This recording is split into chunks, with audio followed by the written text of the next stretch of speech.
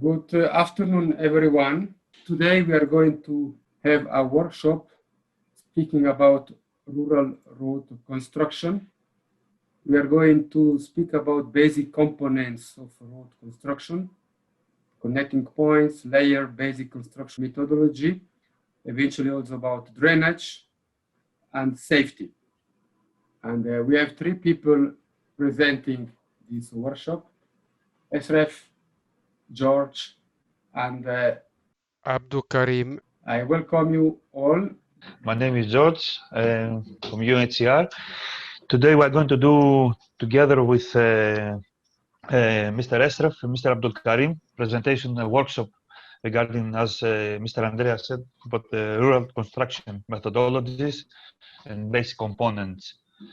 And we're going to split the workshop into three different topics, where each one of us we're going to talk about its component.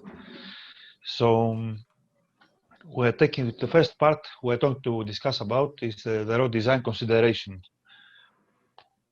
So having a place we're going to implement road construction, the first thing we have to take into consideration is topography, meaning the components that with the elements that we have to incorporate in the whole survey is to conduct the online satellite imagery, if and when available, because not always available. The second, which is usually more easy to have in hand, is the field topographical surveys existing. If not, we don't have them existing already, we can deploy surveyors that will do topographical surveys on our behalf. So we know the elevations of the location, the lowest part, the highest part, and all the challenges that the ground we want to work on to be written, to be defined in the survey. Then the third element component is to define the contour lines and slopes, which will give us a better image of how the water will flow during the rainy season, which eventually will affect the road construction, the road itself. It's very, very important to know where the water flows and how it crosses, if it's seasonal. But this topic will be further analyzed from the two colleagues. And then at the last part is to combine all the three above mentioned components to plan the road path and the required cut and fill works that we have to do in order to achieve the road construction. Please, for any topics that you want to ask, any questions. Yeah, please, I would like to intervene here. When you have seen in the last few months how to do the terrain analysis via global mapper. Through this system, for those people who didn't assist to the I'm workshop, sorry, your voice is not that clear. It is a little bit low. I apologize. Maybe, okay. Now it's better like that? Way better, thank you. Okay. So for the terrain analysis, to define the slope, to define the contour line, in the previous months, we have done several workshops just dealing about that. For those people who didn't attend those workshops, I advise you to check my YouTube channel, where you can learn how to make the terrain analysis, how to determine the slope and the contour line based on specific software. Go ahead, George. Thank you, Andrea. Thank you. So the next element we have to take into consideration is the geology, which means the type of soil we have. So because this will define again the type of road we're going to build, eventually the cost, but this will go deeper into the matter later on. So for this reason, we have to take samples. It depends also, again, on the length of the road we are planning to build. If it's 1 kilometer, if it's 10 kilometers. So accordingly, we take samples of the road. If it's a small road, we don't need to take so many samples of the road. Then the samples of the road, of the soil, sorry. Sorry, George, to ask you a question. Please. The samples, it must be just the surface, or the first meter. Thank you. Depth. Yes, yes, Andrea, thank you. Yes, we can take from the surface. It depends if we are going to go, if we are going to elevate the road, according to the previous topic I was talking about. If we are going to elevate only the road and not to cut and fill, we have to take only from the surface. If we have to excavate, then we have to excavate to take samples from below the surface. And then we have to check the quality of the materials we have, the soil. For this reason, as maybe some of you know, that there is two laboratories that you can go and check the materials, the soil, do the soil test, to know the density, to know if it can be subdued to stress or no. And from this, we conclude if the soil, the existing soil, is okay to be compacted, or we have to remove and to backfill again with the soil capable of withstanding stress. And George, another question. This quality control of the material can be done by our implementing partner, or this? Andrea, I'm sorry, your voice is low again. Yes. And far. Yeah. Thank you. The quality control of the sample has to be done, can be done by the implementing partner directly, or it has to be sent to a specific laboratory? Okay, it depends if again on the length of the road. If we have continuous changes of the soil and the subsoil, because maybe the length of the road might be very long, so we are changing type of soil. This is good to have testing from a laboratory. Now, if the road is short, maybe if somebody experienced enough to understand that the type of soil and the capacity it has, it can be done from the implementing partner directly. So it depends. It depends on many factors. Like I said, the length of the road and how many changes of the soil we have along the way. If this answers the question. Yes, thank you. So, but you don't need specific instrumentation to make the quality control. If the actor has implementing partner has basic tools, but usually they're quite expensive, so it's not worth it to have these tools, this laboratory equipment. So it's better to, if there's something available in these in the areas you operate, it's good to have a test, because this again will affect if something goes wrong. Something is not tested quite often. I mean, in terms of length, this might have an impact on the cost, which is very, very important. Nice. And do we have in Syria a laboratory for that? According to Mr. Abdulkarim, there are two, one in Idlib and one in Alba'ath. Maybe there are more. Thank you. So, as I said, the above mentioned will define the type of road layers we have to enhance inside the survey, the final type of road we are going to build, considering the materials and the thicknesses. Okay, another big topic is the most important is the rain, the water. As Andrea has mentioned before, it's very important because this topic, what I'm showing you now, is very highly linked to what Andrea has done in the previous workshops.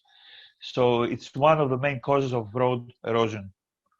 And so reviewing the topographical schemes of previous years, if possible, define the water shades, as you can read, around the site, the main water streams, and the water points, if they are crossing from where we're going to build the road, to construct the road, if it's seasonal as well, like precipitation rates for the previous years, if possible. This gives a lot of input of how to protect the road. And very important, if we don't have the knowledge of all the above mentioned, we can ask locals to tell us they have the history of the area, meaning any seasonal creeks that we cannot see because it's a dry season, because usually we try to build during the dry season, the roads. Only in emergency we have to build during the rainy season. And also to the consideration of how to divert the water in a way that will not divert the water to another area and will make problem to another area, nearby area, village or a town. So we have to always divert the water in the best possible way, not to produce problem for us and for any nearby resident. Now, again, this is the one that all the previous topics, if we don't calculate them as much as possible in the best possible way, this will have a impact, a financial impact in the overall construction. As you can see, the type of road selection is very important to know what we are building, what are we trying to connect, and what is the reason. What type of vehicles are going to cross? Is this light vehicles, heavy vehicles?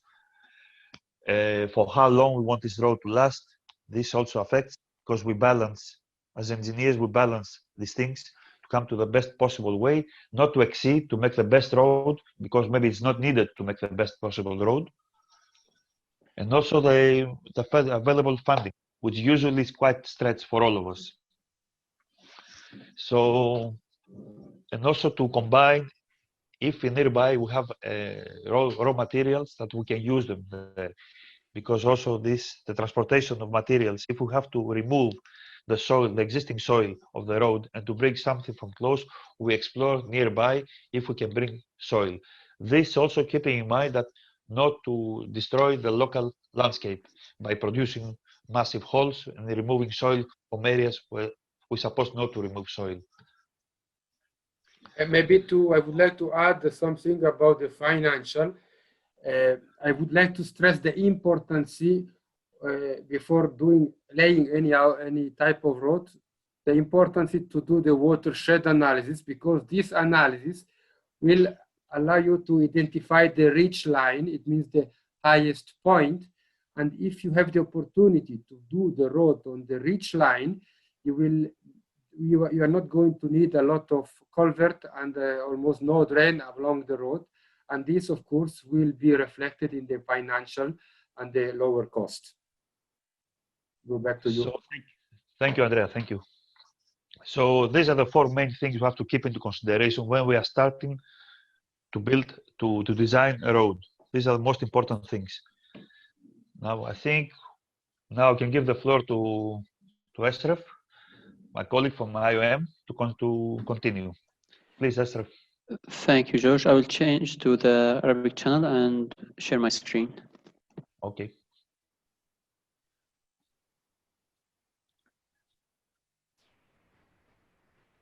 George, you have to go out of your screen. Yes. Yeah, I think it's shared now. الشاشة تمت مشاركة الآن. No, it is shared.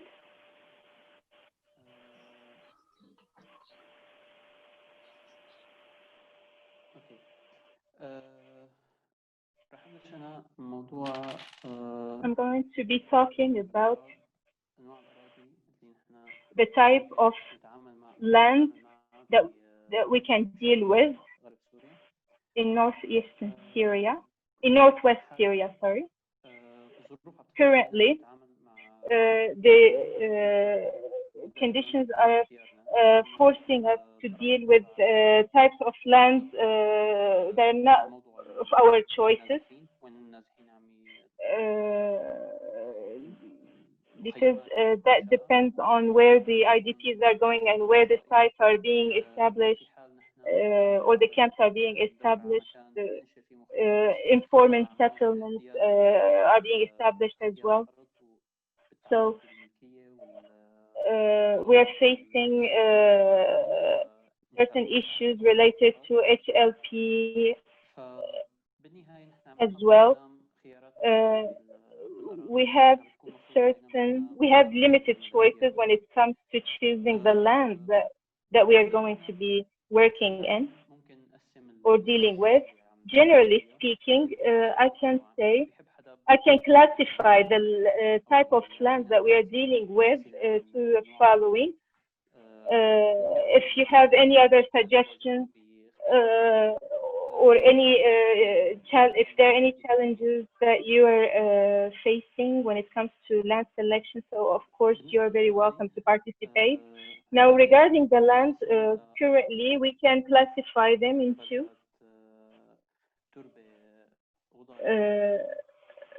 first, land for agriculture, hilly land. They're not rocky, but they're a little bit high, and they're lands that might be high, but they don't have rocks, or they might be flat, but they're rocky. So there are different, very different types of land, and of course they affect the cost and the duration and the implementation during the process and during the work. The part that we are concentrating on is the cost implications of land type selection, different land type selection. So we can classify them. We can classify the land according to the cost implications to lowest cost, where we have agricultural land with low slope, or they are flat, and we have moderate coast. They're either flat and rocky a little bit, or they are hilly land with but they're not rocky and with steep slope. And the biggest challenge that we have is when we work with rocky land with steep slope. So here we have big. This is where we have the highest cost, and we try to organize the work and the extravasation, and which reflects the cost of the project. And regarding the current situation,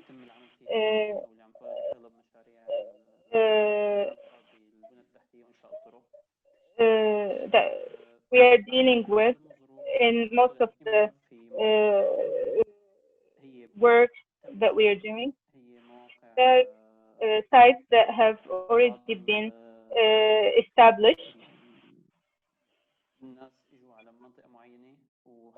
People came to a certain area and tried to establish an informal camp. So we are here forced to go with the flow, so to speak, because they're already there and they're trying to do to establish an informal camp. And there are other camps that are already existing. I'm sorry, and there are new sites that are to be established, and here we have an easier choice, it is easier to select. If we are, when we are trying to establish a site from the scratch, so it is better, usually better for us, because we get to design the infrastructure. Here, as you can see, we have a comparison between the work in an existing camp and a new camp. When it comes to road paths, in existing camps, we have to follow up. We have to deal with the gaps that are already identified between among the tents by the people. However, in new camp, this is we don't have to follow any topographical preferences. However, we have to follow them in existing camps.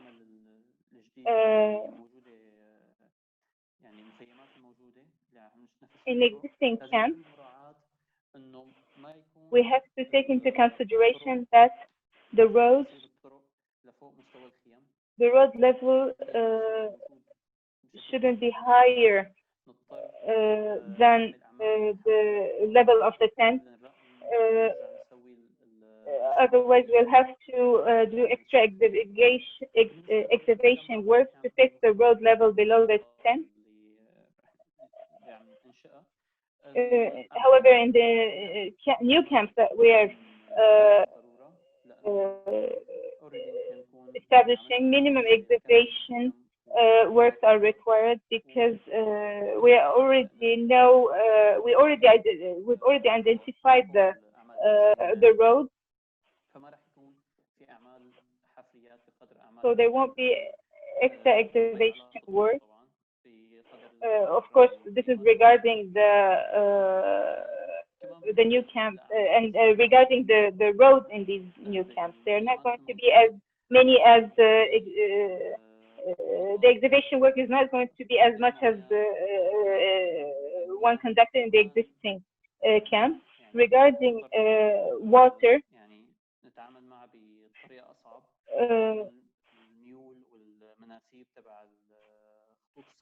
the level, it is going to be easier, of course, if we are dealing with a new camp. In existing camp, extra drainage works to deal with unavoidable rain catchments. However, in a new camp, drainage is compiled with the terrain according to the standards. Sorry. In existing camps, of course, there are always problems related to the vehicle movements, individual movements, and the teamwork, workers' movements, where we have very narrow spaces for them to move in. However, in new camps, like the planned camp, so this is way better. There is the teams can move, can easily move comfortably, and of course, there are also issues related to security of people. There are no issues when it comes to establishing a new camp because there are no residents yet. However, in existing camps, there is an issue when it comes to safety of the residents because they might be bothered because of the continuing work of the teams,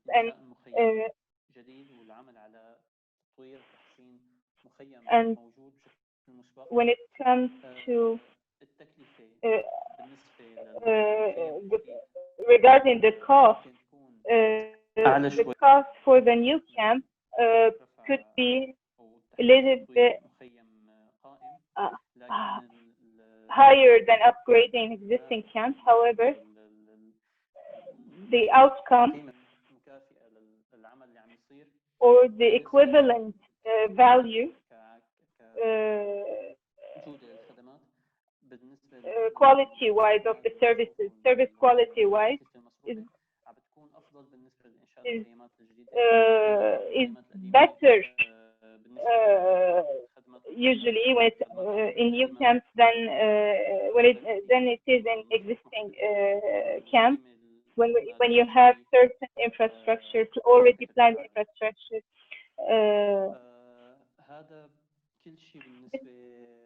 this is so it is more costly and time-consuming, while in new camps it's cost and time efficient. Regarding the conditions of the work and the phases of the work, I'm going to give the word to Abdulkarim. استاذ عبد الكريم اذا بتحب تشارك الشاشه Mr. Abdulkarim, please feel free to share your screen.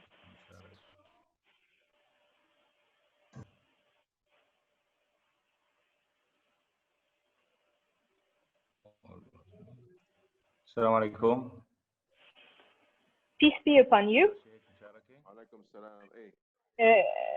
Is it shared? Can you all see the screen? Yes. Before starting to establish the roads, first of all, we have to identify the thickness of the layers. Roads.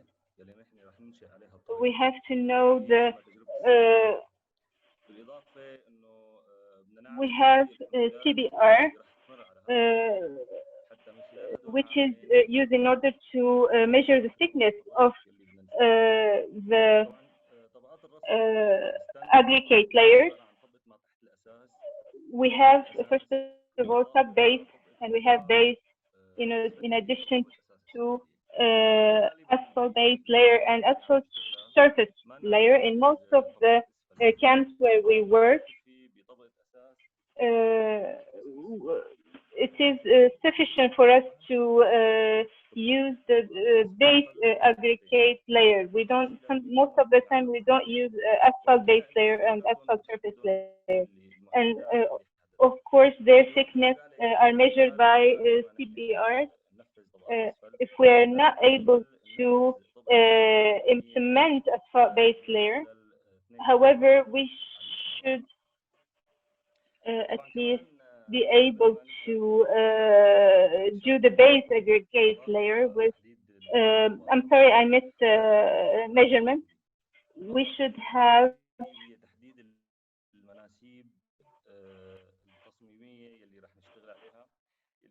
a cross-sectional graphic in order for us to be able to measure the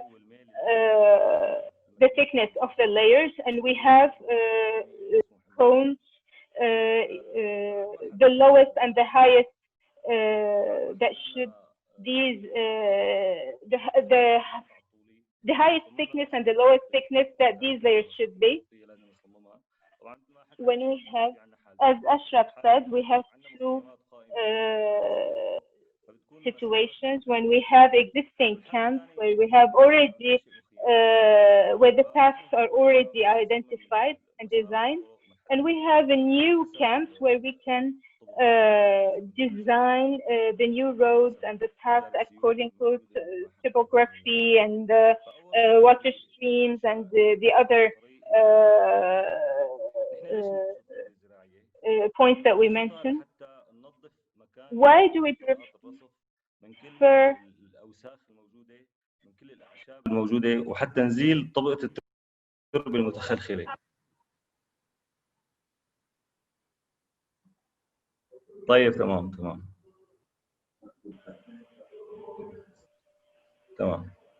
I'm sorry, you were speaking a little bit fast.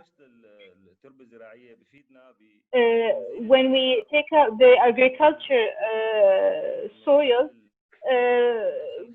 we try to remove it in order to remove all the dirt and the garbage that might be in the on the road. After we remove that agriculture soil, الطابق الترابي بيطلب مننا انه نرطب هذا الطابق الترابي. فالترطيب امر ضروري جدا. I'm sorry, we first try to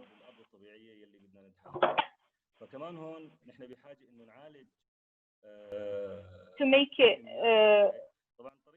wet.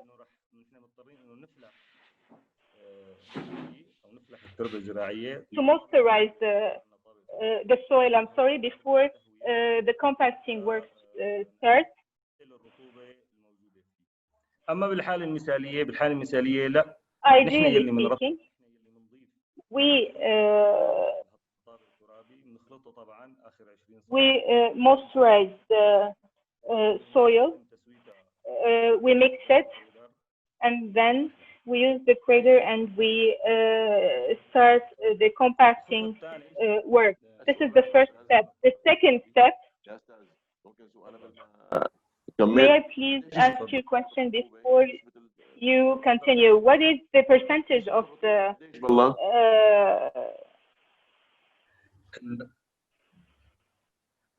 الرطوبة كل نوع من of التربة. the moisture of the humidity of the soil.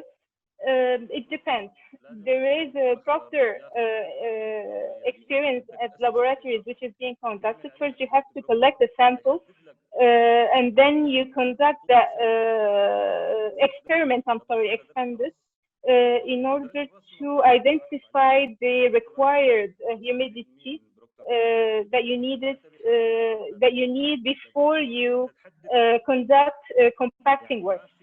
فينا نقول إنه So we cannot say that there is a certain and fixed humidity, soil humidity. Every type of soil, and even every type of soil has a certain humidity that it needs to have. We have a laboratory in Idlib, a university laboratory, and we conduct all the experiments that we need. And we have another laboratory in Alba'ath, and also all the experiments that we need are available there. Did I answer your question? Yes, thank you so much. After we prepare the layer, the soil layer, we have to mark the drain. Sometimes in some areas we have to excavate more in order to reach the levels that we want.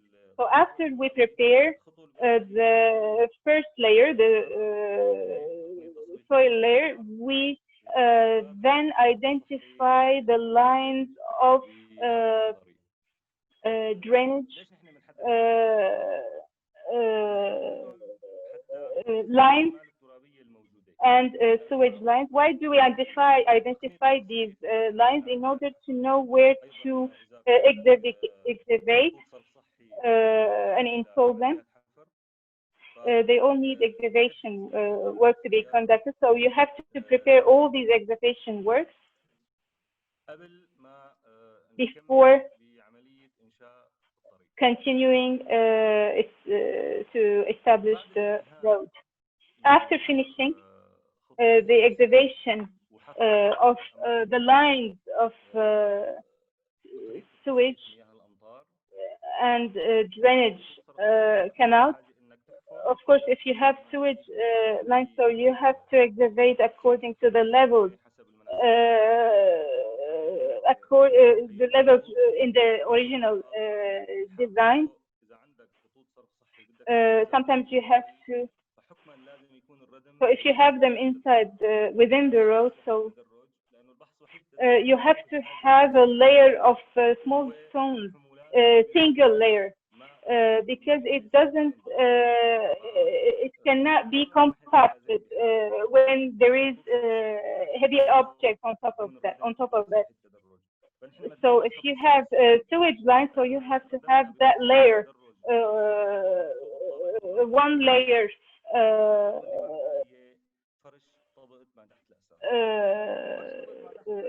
of the little stones, and then you have to prepare the sub base where we have the aggregate sub-base aggregate layer. Of course, we conduct experiments, and they are very well known. They are really well-known experiments that are being conducted in this phase in order to identify the soil erosion level, in order to know how solid those small stones are. And in every experiment, you have a certain indicator that gives you the number that we should reach. So we conduct all these experiments, and then we tell the contractor that these materials are ready to be used. So first we put the sub layer, the sub base aggregate layer, where we have to be careful that we follow the design.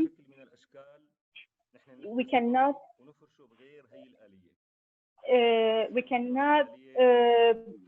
establish the road by following a different mechanism.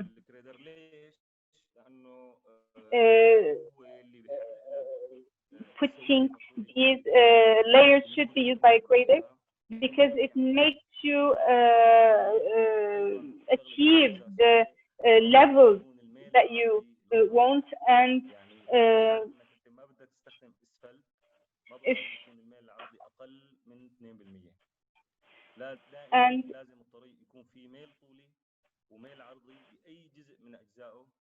شو السبب؟ حتى نحمي الطريق من المياه. لأنه the road shouldn't be completely flat. It should be at least it should have at least 2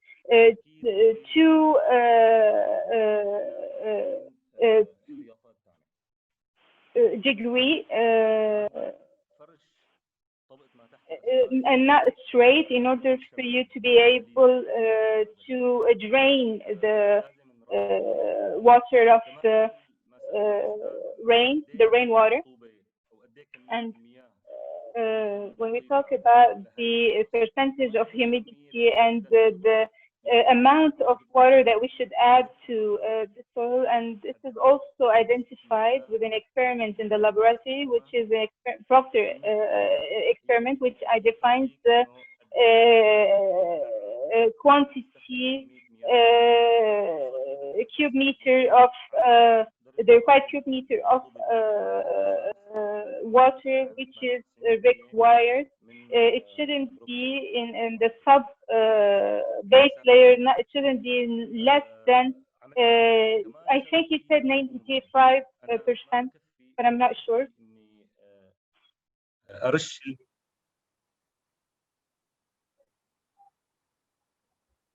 ولا يهمك.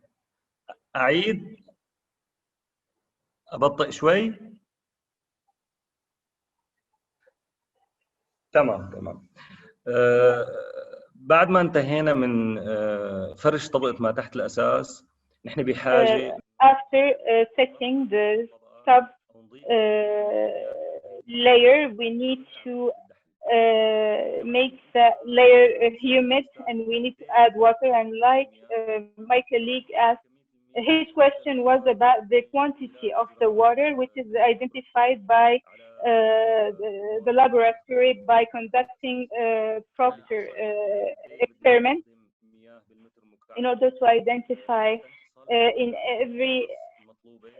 in order to have the adequate level, which is 98%. When adding the water, it's not enough for me to spray the surface with water. Usually,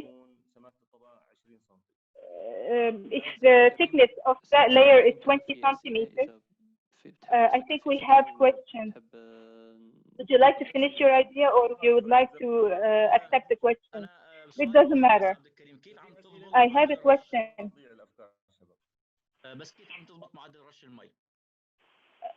How I didn't are there any questions, or shall I continue, or ايه بس عم بسأل عن ضبط معدل رش المي، ايش هو كيف عم تضبط how can we fix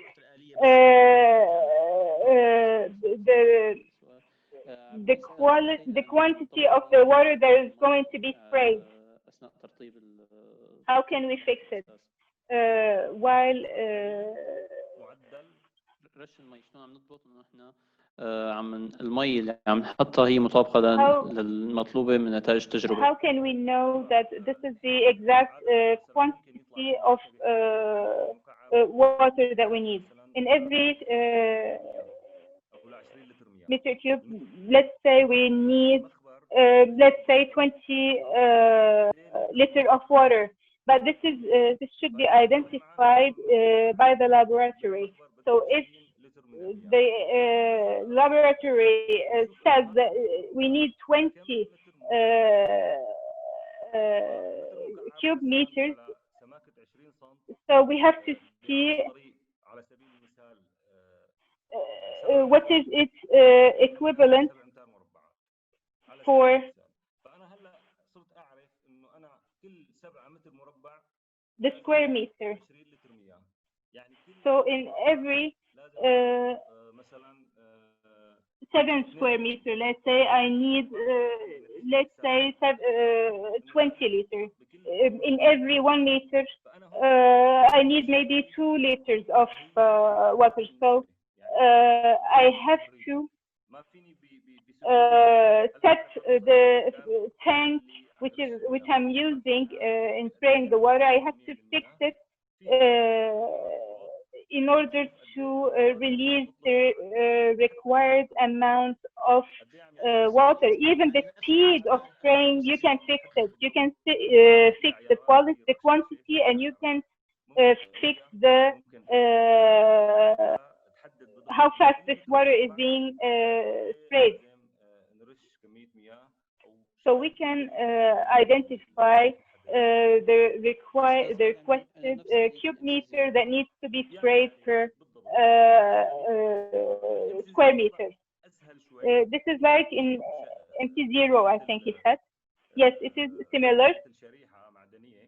When you have a metal piece where the tank passes on top of it, and then we measure it after it is sprayed.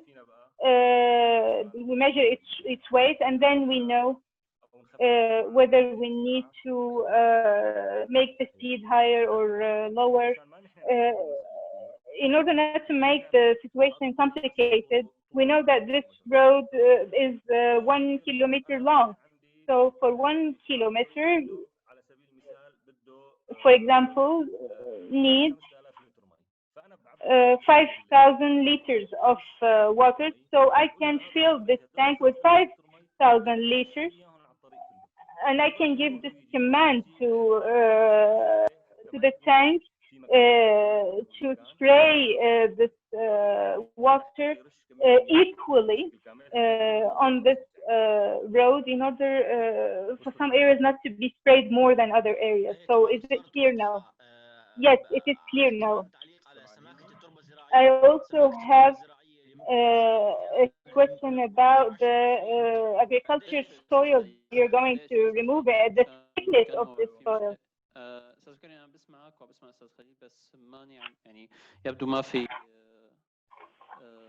I can hear you, however, apparently there is, maybe you're not able to see, to hear each other. So if you can give your, if you can share your comment.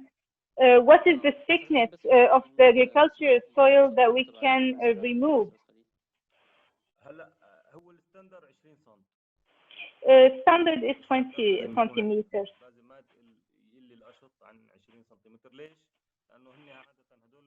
Why? Because this 20 centimeters is usually when we have cracks in the soil, and we have also grass.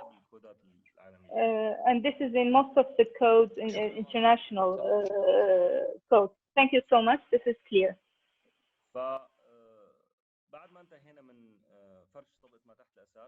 After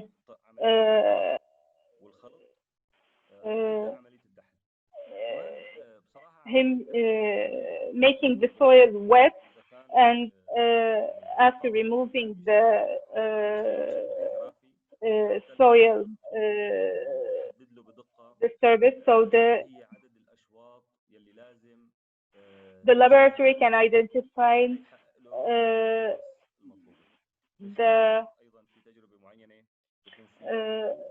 how to conduct the compacting of the sub-layer.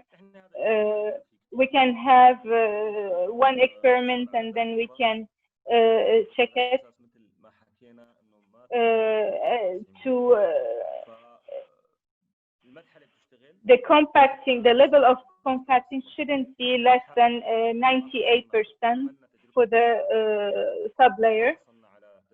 sub-base layers. If we don't get the required level that we want, then we can say that we have a problem with humidifying the soil. So we have to conduct this phase again in order to have the exact level that we need. Maybe if we have rainwater, so the percentage of the humidity of the soil is gets higher, then we have to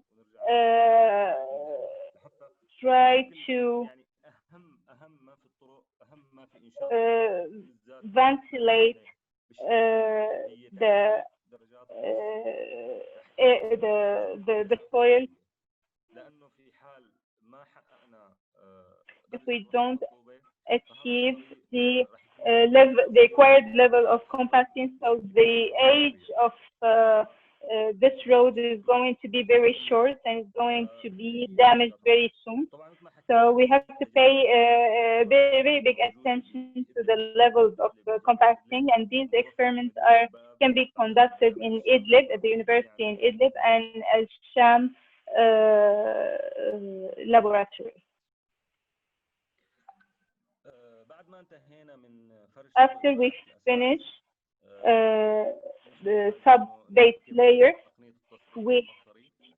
then we need to install the drainage channel tap. There shouldn't be a road without a drainage channel, because water is very dangerous for the roads, and it is the most dangerous thing. So, and it can damage the road. So, drainage channels are very, very important. And of course, they all need to be very well studied and designed,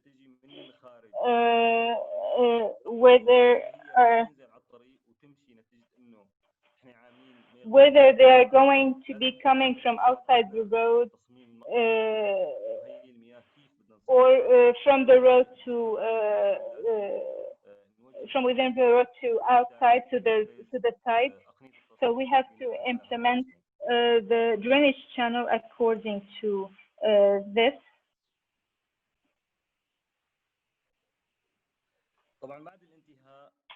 After finishing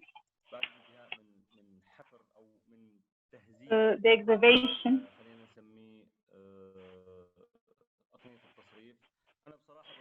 of drainage channels, in these slides, sometimes some of the phases, they put them before other phases. So sometimes you can install the drainage channels before or after finishing working with the sub-base layers. Sometimes we have fabricated channels.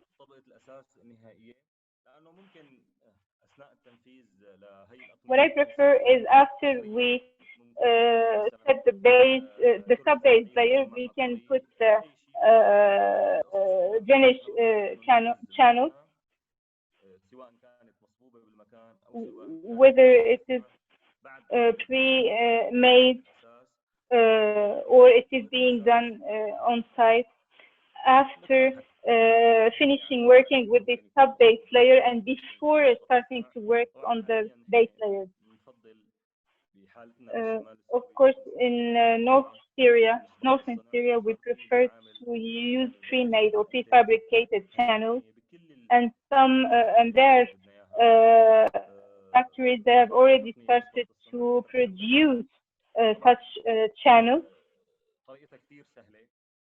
and installing them is very easy. You can just excavate with the required levels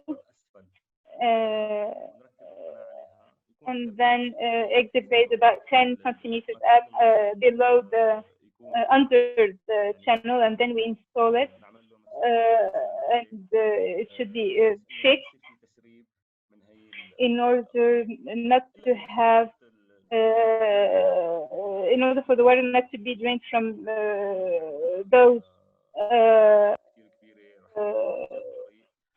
channels.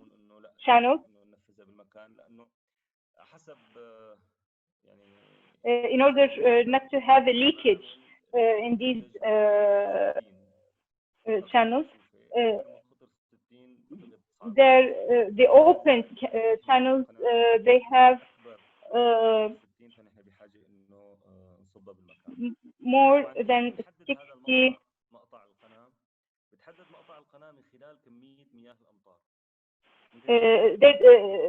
the open channels, they have a diameter of 60 centimeters. Some of the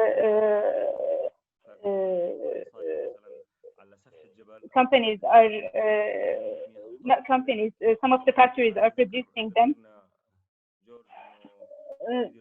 My colleague George said that there should be a hydrological study for the road in order to identify the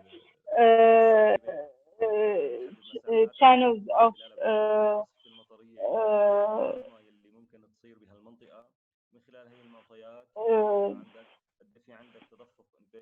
سواء كان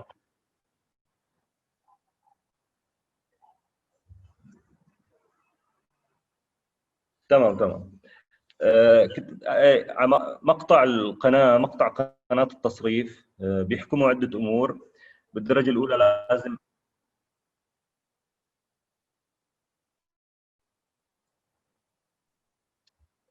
أستاذ كأنك عم تحكي على القناة العربي. عم تحكي على العربي. I was speaking on the Arabic channel, and my apologies. So the cross-sectional of this channel is identified by certain components. We have to know, we have to have a hydrological study, and through the study we can identify the basin of where the water is going to be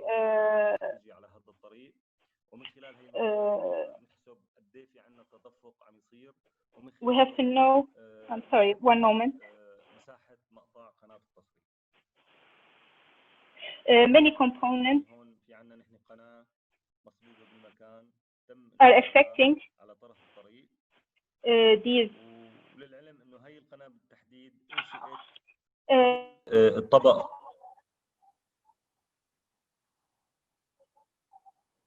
تمام.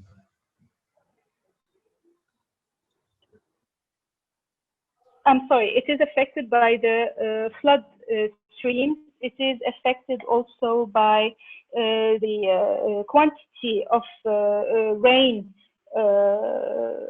water. So this hydrologic study helps us identify how to deal with these channels. For example, in this picture, this channel was installed before working on the final, on the base layer, because water is going to be drained towards the channel, and it shouldn't, the level of the channel shouldn't be higher than the level of the road, which is if it is higher, this is going to be really bad for the road. And we have the final stage where we do the base layer, and we follow up the same steps as in the sub layer, where we measure all the quantity of water And after we finish setting this road, we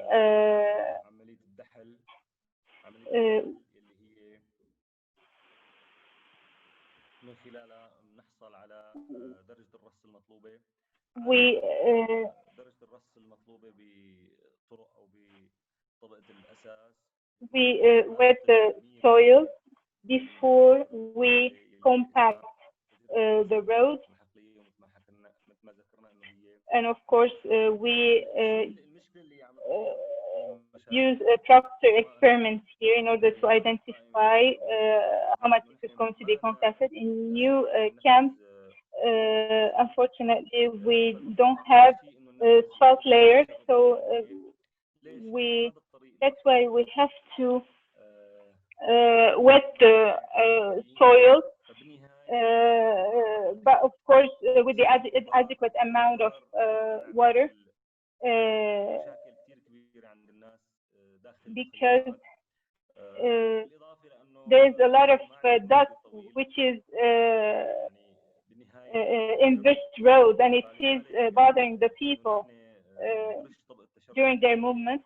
So we have to have the minimum required quantity of water sprayed on this road, and in order to maintain the situation of this, the good situation of this road, or the good status of this road. Is the movement, can the movement affect the channel? Yes, we have to be a little bit careful here. So compacting shouldn't be done exactly right after finishing installing the channel. We have to wait for the cement to be dry before we conduct the compacting work, because any wrong movement can break the channel. So that's why a lot of people prefer to install the channels after finishing working on the base layer. But here, as you can see, the base layer is being done after the installation of. بحاجة للانتباه وتنفيذ بشكل احترافي. So implementation should be done in a professional way. After راح totally regarding الكودات بتقول السمكات الدنيا والعظمى. thickness, the minimum maximum thickness of base, sub-base layer and sub-layers. The code says that the thickness shouldn't be less than 12.5 centimeters. This is for the sub-base layer and base layer.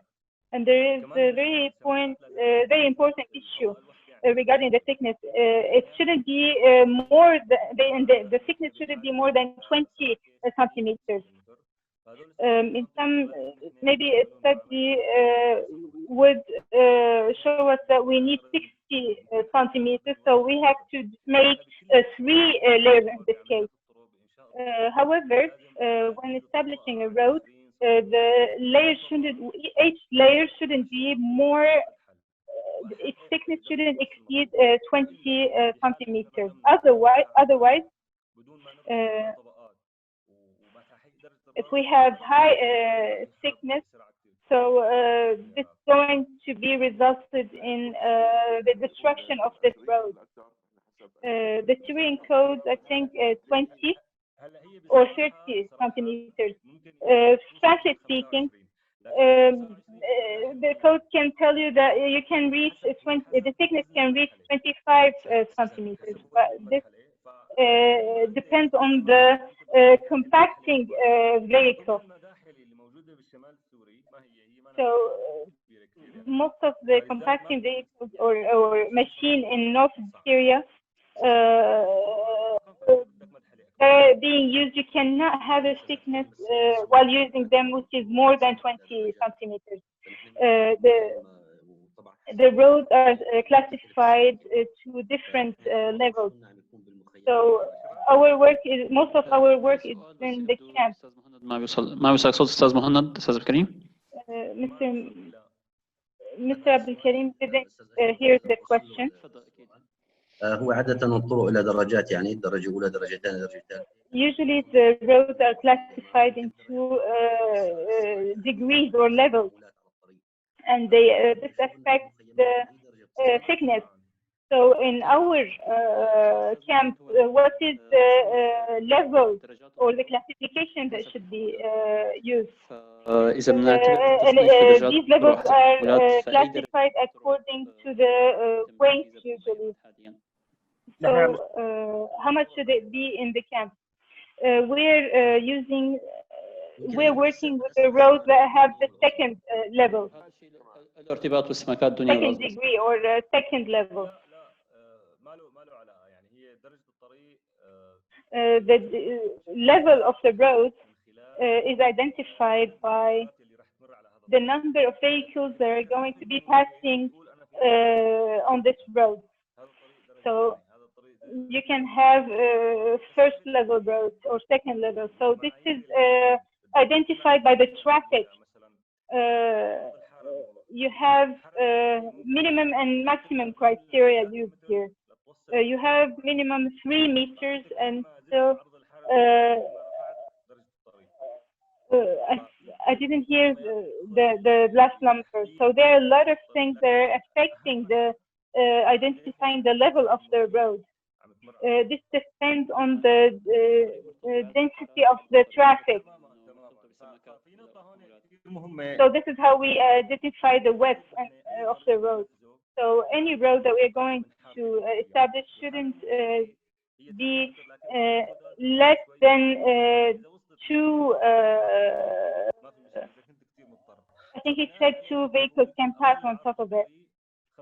So the width should be about 5.5 meters. This should be the minimum width of the road. And this is the minimum. We can add to it. الله يعطيك العافية أستاذنا. أول شيء بالنسبة للتدرج المطلوب بالطبقة ما تحت وطبقة يعني الطبقة النهائية كمان شو التدرج الحبي النهائي. وفي أمر هذا آخر في بعض المنظمات طبعا regarding the gradient or the hierarchy in the sub-base layers. Sometimes they put 0.7 for example, and when after the compacting work ما بتطول معنا هذا الكلام فني. We see that the road is not strong. So if the donor of the local small NGOs, if this is what they want, so how can we technically, how can we try to make this road last and be strong? Regarding the progression or the gradient in sub-base layer, we have a certain progression usually. It is wrong to say that we have that it should be 0.7 or so. So these percentages can differ. Why do we have different percentages? Because in order for us to have the correct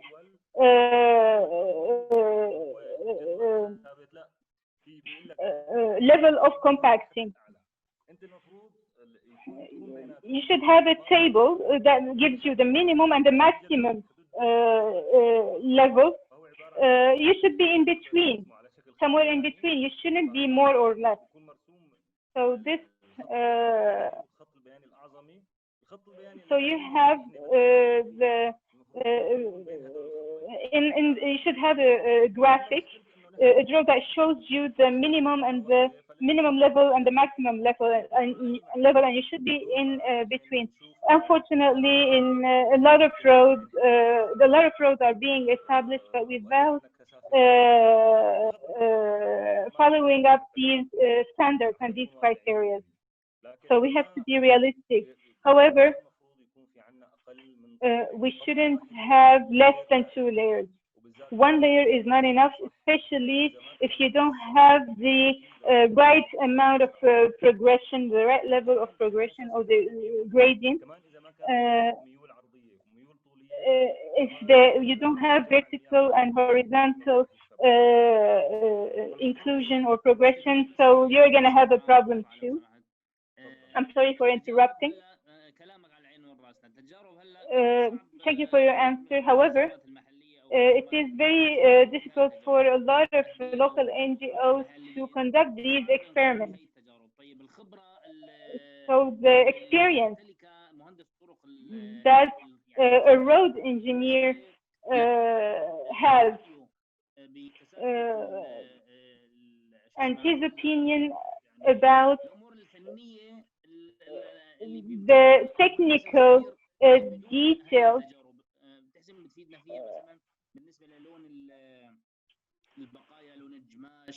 his experience can make him decide sometimes without conducting these experiments. Other details, for example, they say that the reddish line, the red line is better. Sometimes people say no, we prefer the white color. I'm sorry, red color and white color. So you have it's obvious that you have a very good experience. So there are a lot of details that we face on the field. If we don't have experience, if we cannot conduct experiments, how can we deal with them? I said that there is in Idlib University, there is a laboratory where you can conduct experiments that are not complicated. There is a laboratory there, and there is another one in Al-Sham University in Alba'ath. However, regarding the practical experience, personally, I've been working in this sector for over 15 years. However, I cannot decide anything without conducting these experiments. Yes, of course, the practical experience after working for so long in this sector, you can identify which material you would like to work or to use, or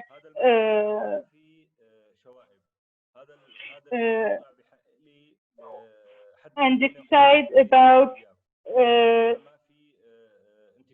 the pit that you'd like to use that best fit your project. So this can be then identified about when you have the experience. And regarding the color, there are sometimes materials that can give you that can have a reddish color, and however they are not swollen. And there are other materials that you like because of their color. They have a white color. However, their erosion, they have a high level of not erosion. I'm sorry.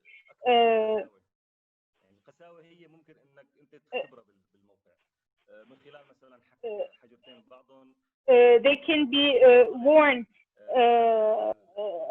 easily. So although they look very good and you like them, so they need to be solid enough for your project. You need to have the right amount of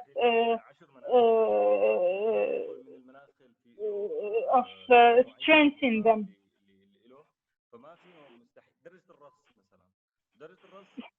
For compacting level, practically speaking, I always tell the engineers that I work with them, when you see that the machine started to jump on the road, so this means that you have the right compacting level, that you've reached the right level that you need. However, you still need to conduct an experiment because you might make a mistake somewhere. Maybe someone might have a very good experience in this domain. He can take certain decisions in certain details when it comes to certain details. However, it is always best to depend on the experiment. Thank you so much for your answer. في سؤال على الشات من الأستاذ مصطفى. There is a question in chat from Mr. Mustafa. There are a lot of questions and a lot of people are requiring a lot of details about road construction. So this session was designed in order to give an overview without going into details. However, if you need to go into more details and to talk about specific techniques, so we can have another session on Monday. If you have the desire to go into such details, so we can have another session organized. Let's continue. We can continue discussing more details on Monday. I don't know, do you agree? اوكي معناها رح نوقف اليوم. Thank you so much. We are going to stop with this slide and we are going to continue with the other ideas on Monday. And we are going to share the time with you. If you have any questions, you can prepare them and share them with us and with Mr. Abdulkarim. I have a question. ما بعرف صراحة بالنسبة للوقت. I don't know. I think we ran out of time. George, do we have time for another question? Hello. I think we have time for one question more, but I think it's a better idea on Monday to move it so we can have more time to answer questions, even more questions that might come in the following days. And if I might add, it would be a good idea maybe to share the question in advance on the Skype group so that the expert will have time to prepare the answer and eventually prepare the documentation for it. Yes, indeed. This is a very good idea, Andrea. Indeed. We can, I don't know if we can continue to finalize the slide. What do you think, George? Do we still have time for that or not? I think it's a good way to start for next Monday's topic. Okay. Yes, as a start for emergency type of roads we can build, especially for Northwest Syria, because it happens a lot that we have to make emergency roads. Okay, this means that we stop now the workshop and we will continue on Monday. Yes, please.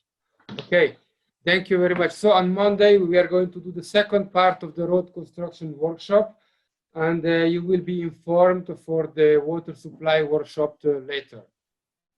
I feel very happy to see so many participants today, and thank you very much for joining. And it was a great to hear the participation, and thank you very much as well for the translation. Thank you very much, everyone. That was the main idea, to have questions back and forth from the participants and the presenters. Thank you very much, everyone. See you on Monday again. Thank you.